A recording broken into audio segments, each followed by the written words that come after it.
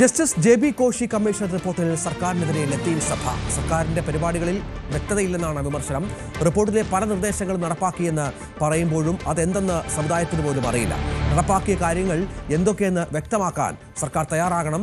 വരുന്ന തെരഞ്ഞെടുപ്പിൽ ഇതെല്ലാം പ്രതിഫലിക്കുമെന്നും ലത്തീൻ സഭ മുന്നറിയിപ്പ് നൽകി. ഡാനി പോൾ വിവരങ്ങളുമായി ചേരുകയാണ്. നേരത്തെ ചെയർമാൻ, അതായത് അതിരൂപത രാഷ്ട്രീയകാര്യ സമിതി ചെയർമാൻ ഫാദർ ഫ്രാൻസിസ് സേവിയറാണ് ഇക്കാര്യം വ്യക്തമാക്കിയത്. ഡാനി പോൾ ചേരും. ഡാനി, സർക്കാരിന് വലിയൊരു മുന്നറിയിപ്പാണ്. കാരണം മുഖ്യമന്ത്രി തന്നെയാണ് വാർത്താ സമ്മേളനത്തിൽ പറയുന്നത്. അദ്ദേഹം വല്ലപ്പോഴുമാണ് വാർത്താ സമ്മേളനം നടത്തുന്നത്. അതിനിടയിൽ വാർത്താ സമ്മേളനത്തിൽ പറയുകയാണ് ജെ.ബി. കമ്മീഷൻ റിപ്പോർട്ടിലെ ഇന്ന ഭാഗങ്ങൾ നടപ്പിലാക്കിയെന്ന്. പക്ഷേ സഭയ്ക്ക് പോലും വ്യക്തതയില്ലാത്ത പശ്ചാത്തലം കൗതുകകരമാണ്. എന്താണ് ഇപ്പോൾ സഭയുടെ പരാതി ഇതിൽ?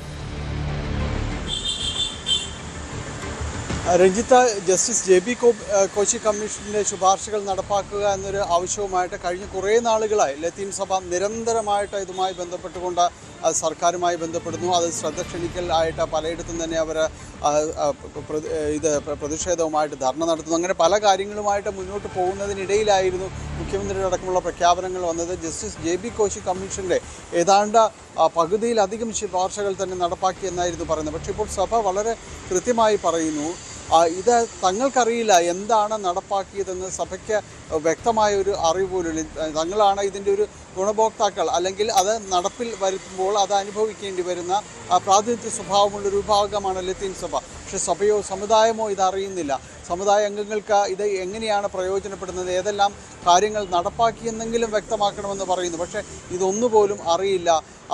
സമുദായ അംഗങ്ങൾ തന്നെ പലപ്പോഴും സഭാ നേതാക്കളോട് പരാതി പറയുന്നു, ഇത് എന്തുകൊണ്ട് ഇത്ര വൈകുന്നു, എന്താണ് ഇതുകൊണ്ട് ഈ കാലതാമസം നേരിടുന്നത്, സർക്കാർ ഇത് നടപ്പാക്കി എന്നെല്ലാം തന്നെ ആർജവത്തോടെ പറയുമ്പോഴും എന്തെല്ലാം കാര്യങ്ങൾ നടപ്പിൽ വരുത്തി എന്ന് അറിയാനായിട്ട് സാധിക്കുന്നില്ല. അതുകൊണ്ട് തന്നെയാണ് ഇപ്പോൾ വരാപ്പുഴ അതിരൂപത, ലത്തീൻ സഭയുടെ പ്രധാനപ്പെട്ടൊരു ഭാഗമാണ് വരാപ്പുഴ അതിരൂപത. വരാപ്പുഴ അതിരൂപത രാഷ്ട്രീയകാര്യ സമിതി തന്നെയാണ് ഇക്കാര്യങ്ങൾ പറയുന്നത്.